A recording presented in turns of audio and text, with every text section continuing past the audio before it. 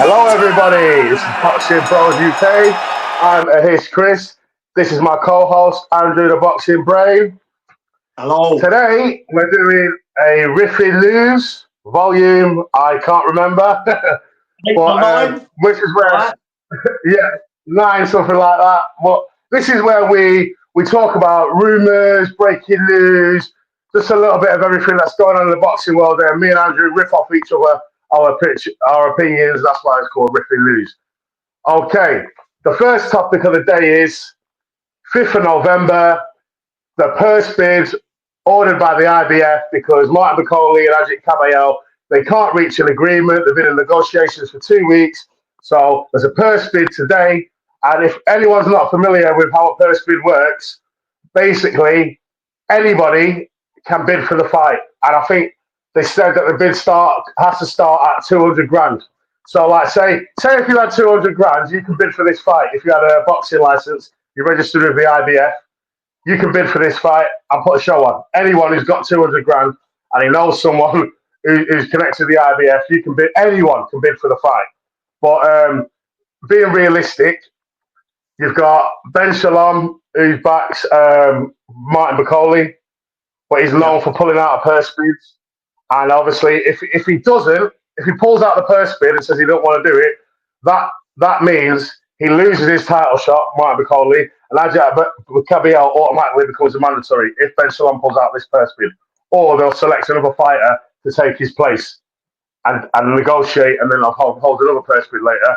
I don't know what promoter backs Ajit Kabayel. It's either Matchroom or Frank Warren. What are your thoughts? Who do you think is going to get it? Do you think Ben Shalom's going to get his pocket and back his man? Sometimes these things happen, don't they? I mean, I don't know kind of what went on with the negotiations with Kabayel's team and Bakole's team. Maybe, one thought they were the A side over the other because they're both in a similar position because they're both very, very good fighters, and, they both kind of maybe would see themselves as kind of the A side. And I can kind of see how the negotiations have probably broken down a little bit. And they're not going to do massive pay-per-view numbers. This the thing with these two in particular is that everyone in the boxing world knows how great they are. But even the fight itself, I don't imagine it as much like this is a brilliant fight for me. Like me and you agree. I don't think there's going to be much. If it is pay-per-view, would it be pay-per-view? I suppose maybe. If it's is Ben Shalom got a history? He's got a history of this Ben Shalom sliding out. So is history going to repeat itself again? Yeah. The thing is, I think, Ben Shalom, if he pulls out this purse bid, he's fucked up Martin Bakole's career because he's not getting any younger.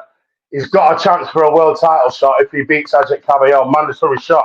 So then he can fight puddings until he gets his mandatory, or he doesn't have to fight anyone until he gets his shot against Dubois.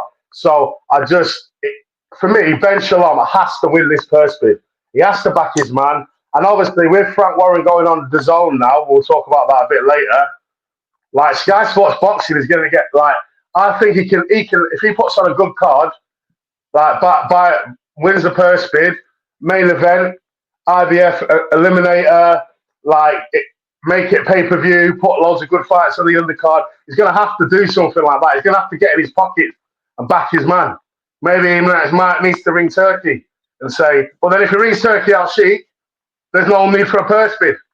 Turkey Al Sheikh don't do purse bids because he pays everyone enough money that everyone's happy because he pays everyone flat fees, doesn't he? And then he just takes all the money. So I just think Ben Shalom has to. But another option, Eddie Hearn's getting left behind. If I was Eddie Hearn, I would take this as an opportunity, sign Kabayel on a 2-fight deal, and then win the purse bid. And if Bakole don't take the fight, he's got a fucking heavyweight that's decent, that's in his prime, that's raring to go and he'll get the mandatory slot, and he's got a chance to fucking redeem his stable and maybe beat Dubois, because I do think it's only my opinion. It's my opinion. I think Kabayel beats Bakole. It's close. It's 50-50, but I'm edging towards Kabayel, and I think he stands a good chance against Dubois. So if I was Eddie Hearn, sign him on a 2-fight deal, win the purse bid, and get yourself back in the fucking game, because you're way back, especially in the heavyweights. Like, you're pinning all your hopes on fucking Mr. Box. Mr. With Box. the DAZN thing, but I don't know. Who's Kabayel? Who's Kabayel with? Who's Kabayel with? I don't know. I honestly, last time he had a fight was he's fought on the Saudi shows. And I'm not sure if he's with Matchroom or Queensbury. But he's definitely one of them two. But I know he's got like a manager from his own country, wherever he's from. Like, he's got a management team. He's not with Queensbury, I don't think. Let anyone leave in the comments, let us know if you know, because I don't know why he doesn't do that. Because he's only got Johnny Fisher. Like, I'm trying to think, what other heavyweights does Eddie Hearn? I don't think he has. AJ. He's got AJ and Johnny Fisher, and that's it. Obviously, AJ. Yeah, AJ's done. AJ's making fucking doing real estate now. In Saudi. He's finished. Yeah. I don't know. So I just think sign. I don't know why. This is Eddie Hearn's opportunity to get back in the game. Sign Kabayel if he's not signed with him already, or if Sauerland signed him, help him and Sauerland put their money together, win the purse bid, put on a show, and if Ben Shalom pulls out, he's going to look like a plonker. Bakole, he's fucks up Bakole's career, and then they've got a shot at getting a world champion back in their stable, you know? Like, it's a no-brainer for me. That's what needs to happen. Someone needs to back their man and win this purse bid. Well, Bakole's career has been too slow to progress up to this point anyway. Like, the fact that he's only just been recognised, that the Zhang fight that they were trying to make fell through. Obviously, now the IBF eliminator, that obviously I understand that.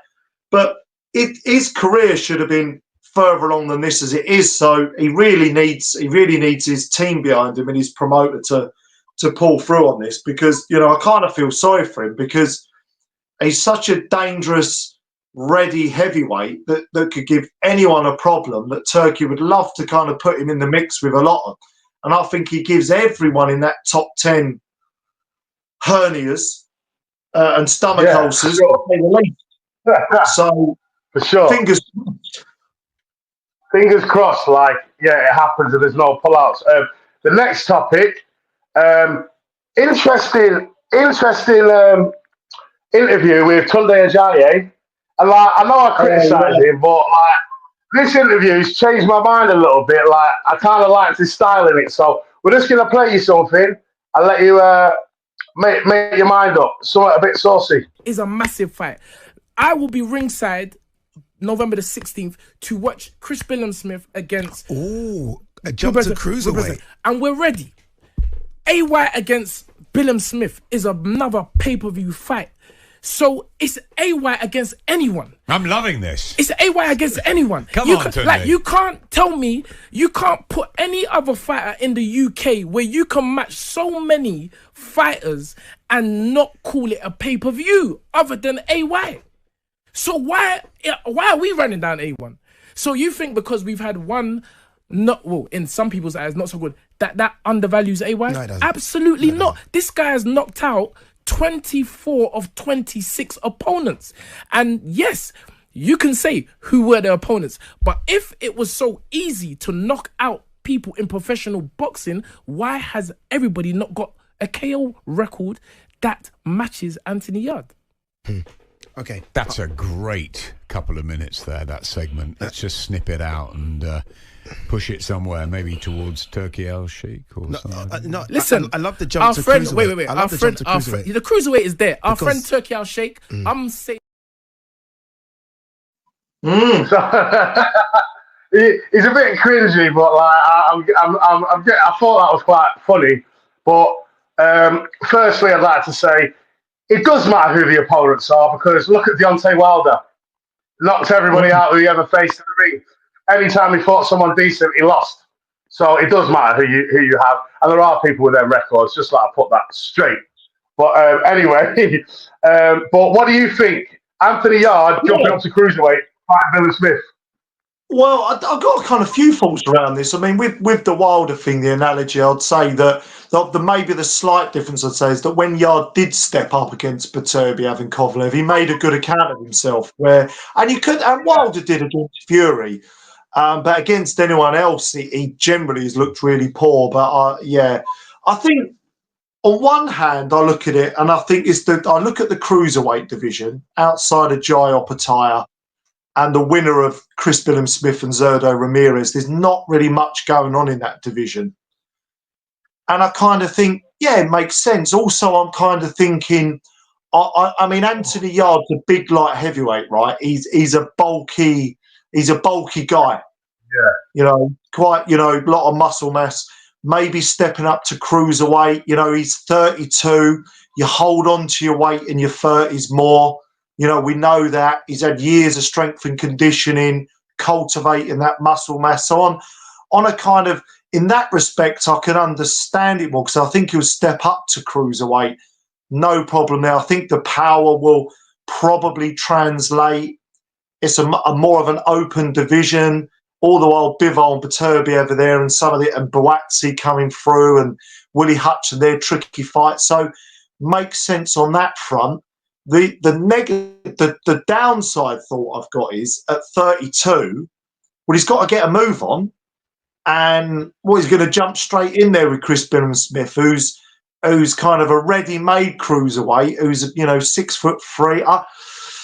I don't know. I'm like, whoa, he's. In a couple of years, he's going to be towards his mid-30s. That's my only kind of, how many fights is he he wants to go straight up to cruiserweight and be in a world title? Is that sounds like what you're saying there? Interesting. Yeah. What do you make of it? It is interesting. The thing is, this is a bit of a digression, but so I watched Zurdo Ramirez, his last fight. Yeah, because I've not really seen much of him. And I'll be honest with you, I think he beats CBS. I've got to be objective. I can't be biased. I just think he beats him. So maybe Tunde thinks that as well, and they're thinking, if he loses, this is a nice little test the waters of what we're like at cruiserweight. If we can beat Billam-Smith, then maybe go on and challenge Jai Opetaia or any other cruiserweight, or challenge Gilberto Zurdo after if he beats CBS. You never know. So I think, like you say, it's always move up a weight because you hold your weight longer as you're older and all that. He is bulky, so and he's got fast punches but not fast hands. If you know what I'm, like Mayweather, his right hand's like a spear, like boom. But he hasn't got amazing hand speed, just great defense and timing. So I think maybe he might have a little bit of a speed advantage at cruiserweight. Like when the cruiserweights move up to heavyweight, they're always faster than the big guy. So it makes sense, but it's the age thing. He needs to get a move on, and I'm telling you now, he is never beating Jai Opetaia ever. I can't because skill set wise, I would say Jai Opetaia has a high skill set. I think he probably punches harder at cruiserweight. I think he's faster. He's about the same sort of height. Yeah, I wouldn't fancy him against Jai Opetaia. I'll tell you what, a React war would be interesting. I know I'm not sure what he's doing with his career, but that would be an interesting domestic matchup. Both kind of big, strong. Reactpor's a lot taller, isn't he? That I don't know. I've just something about that fight would interest me. Yeah, exactly. And obviously they're all Sky fighters, aren't they? They're all Sky fighters, so it's easy to make as well. They're easy fights to make. I think that's it. Yeah. And then that a win for Reactpor against Yard, if he would kind of put him back in the mix, although he's getting on a bit now. What is he, 34, 35? So, yeah, I don't know. Yeah, it's one of them. So, but yeah, I wouldn't mind, conclusion of that, I wouldn't mind seeing Yard at cruiserweight. There's ups and downs, but yeah, go for it. It does like make some Sunday sense. said. Yeah. Yeah, like somebody said, good fights. Like it would be a good fight him against CBS. Whether he wins or loses his next one. To be Does fair, that because mean, they both before like we the move on, does that mean the Buatsi Hutchinson fight, we're never going to see that potentially then? Is that No, he did say in that interview, the Waxy, great fight, loads. He reeled off loads of light heavyweight names, and the last minute he said about the CBS, and he said, "I'm going to be at ringside watching CBS," and that's a great fight. But I just thought I'd put that in there because that was a bit of a shock. Like, wow, you're at cruiserweight, woo! Yeah. So next one, we are going to our good old friend Ben Whittaker and his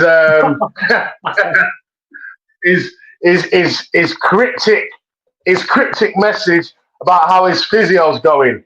So I don't. If anyone hasn't seen this, I'm going to play it for you now. So it's about a minute and a bit long. Here we go. It's quite funny as well. Talladega Nights. Check this film out. How's the physical therapy going? Oh, I gave that up. Yeah, I gave that up after maybe the first day. Within the first hour, I gave that up. I'm through. No, it didn't play it. Let me try again. How's the physical therapy going? Oh, I gave that up. Yeah, I gave that up after maybe the first day. Within the first hour, I gave that up. I'm through lying to myself, you know. It's time to be mature about this and just face facts.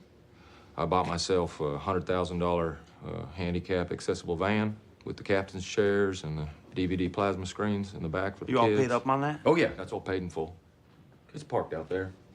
And then the next thing I gotta do is I just gotta have a sit down with Carly and just let her know that it's okay for her to seek the comfort of other men.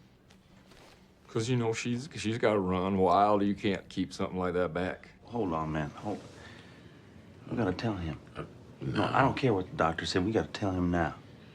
Ricky, the doctor told us that we should let you work it out in your own sweet time, but Ricky, you can walk. What'd you just say? And there's the next bit. Truth, man. It's all in your head. You sick sons of bitches. I mean, you walk in that door on your two legs all fat and cocky and looking at me in my chair, and you tell me it's all in my head? I hope that both of you have sons, handsome, beautiful, articulate sons who are talented and star athletes, and they have their legs taken away. I mean, I pray you know that pain and that hurt. Don't you put that evil on me, Ricky Bobby! Don't you put that on us! You are not paralyzed!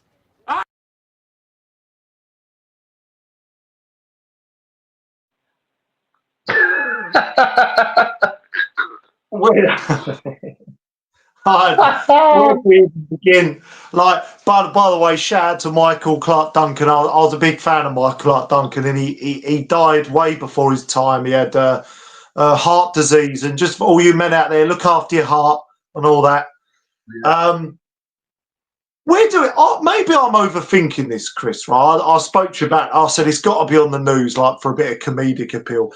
Am I overanalyzing this, right? Because is he joining in on the joke that he clearly knows is going on, right? That he's deluded about his injury, or is he, bearing in mind it's a Will Ferrell film sketch, or is he kind of trying to tell us that, doubling down, that actually, even though nobody believes him, he has got an injury? Well, I don't know whether I'm overthinking this or it's just a bit of fun, but to me, it just makes it even more likely that his neck is just all bullshit, and he's had us all on. That's my take. It just makes it look worse. Like, you wait, right? And also, I'm ranting again. I don't know why Ben Whittaker does this to me.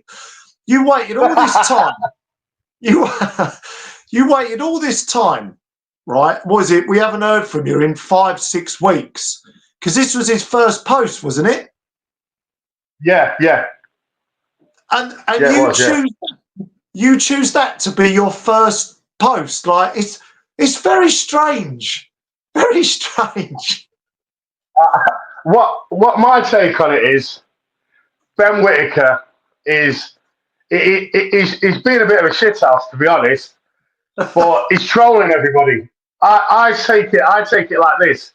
He's basically saying, "Yous all think that I'm a dickhead like this Will Ferrell guy, and I pretended that I'm injured, yeah, and that's why he put, don't worry, back soon, the get back's going to be good," or whatever the fuck it said at the end. He's basically saying, "You think I'm a dickhead who's pretending to be injured? I am actually injured, and you'll see when I come back." Like, he's trolling everybody who's been saying that he's faked his injury, this, that. By putting that out there, he's saying, "Look, you think I'm like this, and then at the end, don't worry, I'm coming back soon, and the get back's going to be good," or what? Like, he's basically saying, "I ain't like this, but this is what you think I'm like." Like, he's trolling everybody. He's trying to troll everyone back, but doing it in a coward's way, in a cryptic, weird way. Like, instead of just coming out and saying, "I am fucking injured, here's the fucking doctor's brain scans," or whatever. "Everyone leave me alone and shut the fuck up. I was injured." No, but he ain't doing that. Doctors, no. Do you know what I mean? He took a bit of a shithouse, a bit of a coward's way to express himself. And I just think it's funny for us, but it just makes him look like more of a dick. I think so. I don't know why. And look, and everyone's got different personalities, Chris. And he's part of the reason why he's such a big social media presence is because of his personality and his antics and his showboating early in his professional career. And I understand it, but he would have been far better, I don't know who his PR team are, to come out and say, "Look, I understand where all the controversies," just do like a minute video of himself. "I understand where the controversies come from. Look, it didn't look good, some of the stuff that come out. You know, I didn't have the best night. I learned a lot from that. You know, I made some mistakes. I'm going to come back. I'm going to rematch Liam Cameron when I'm ready, and I'm going to show you all how good I am." Something like that. That would have gone down far better. Not referencing a Will Ferrell skit and all this sort of stuff. It just makes people even more. That's probably what he wants. Maybe he wants to be a Mayweather now. He wants to be a Eubank senior and play the villain. Maybe he thinks, "I'm going to be a heel. I'm going to make everyone hate me," because that is a good way. Like, Mayweather was excellent at it. He made everyone hate him. Everyone just wanted to see him lose. They kept coming to watch his fight to see him lose. That's all they did. Let's have it right. If he's going to do that, right, we're all going to pay the pay-per-views because we want to see him, like, starched. And he'll sort of manage to sort of use that good amateur pedigree to somehow sort of get through the fights and end up winning a world title once Beterbiev and Bivol were about 20 years retired. I don't know. Maybe. Pick your Boxing chapter. Bros UK. Yeah. Boxing Bros UK. Like and subscribe. Leave some comments, please. We love you all. Peace.